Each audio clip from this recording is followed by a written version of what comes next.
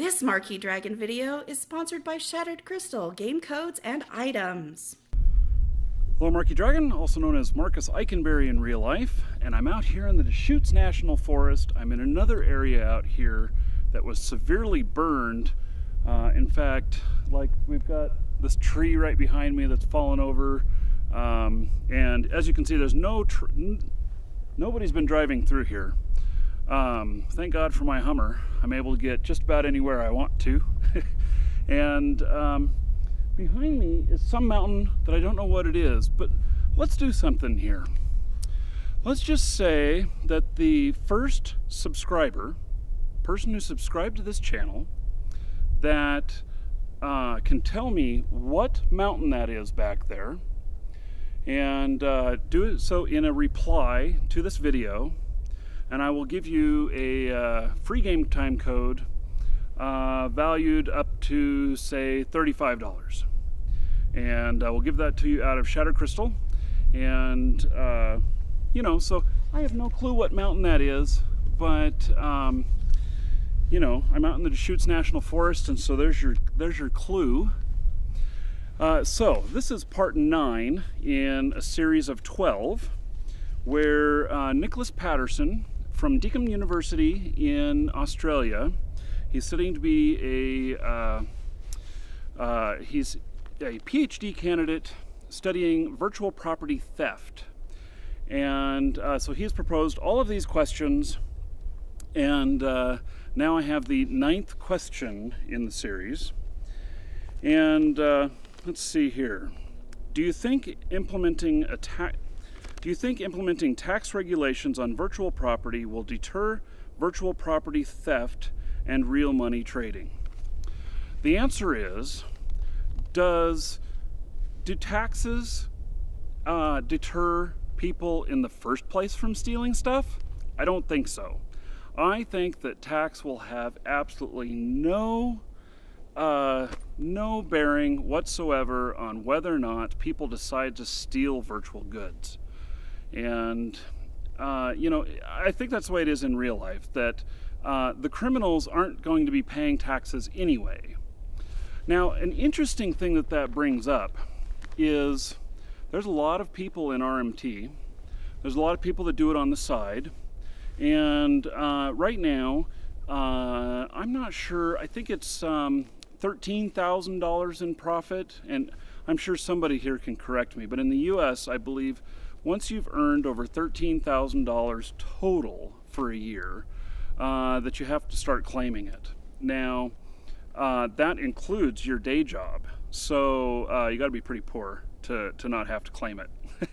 But I, back in, I think it was around 1998, 99, I had Julian Dibble that hung out with us for a year, with us Marquee Dragon brokers. And he wrote this book about his experience with us called Play Money. And one of the things that he did was he worked on reporting his income that he made while being a broker in Ultima Online to the IRS. And if I remember correctly, I think he earned somewhere between $10,000 and $15,000 working for the year on this. And he went and tried to take it to the IRS and said, hey, I need to know how to classify this for my taxes.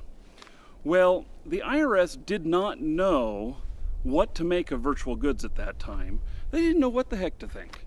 And so they said to him that he could pay them to do a study to come up with a category for virtual goods.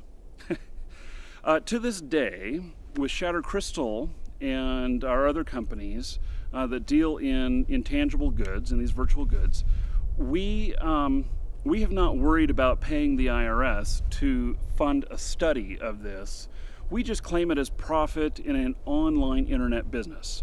And, that's regardless of what the, what tax area it falls under, because it really doesn't matter.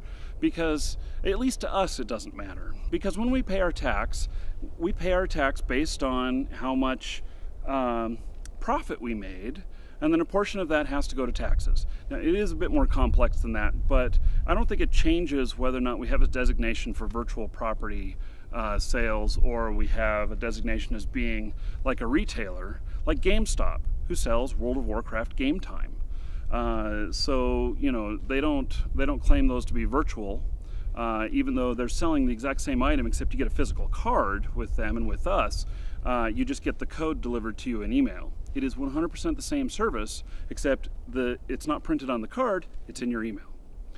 So we've been paying taxes all along, and we have been very adamant about being legitimate in these markets because there's so much illegitimacy. And I think that you will find that there's a lot of companies, and I'm not going to name any names, but I know their names. There's very few American companies who deal in virtual goods. There's really only a couple that are quite possibly doing honest business. Now, there's others that have moved to Tonga, Vanuatu, or moved to some Caribbean islands that are untouchable by the IRS, and they've moved all of their corporate headquarters there. But then they still do business here in the United States, and they're American citizens. And they have found this to be a way of avoiding taxes. And if you would go to an edition of Wired magazine from about a year ago, there is article in there that talks about all of the shill companies of one particular company, how it goes all around and goes all the way back down to, I believe, Vanuatu. And how it's very confusing because there's literally like 10 companies in all the steps of the whole thing. And the person that they feature in there actually no longer owns the company. It's been sold off to another partner.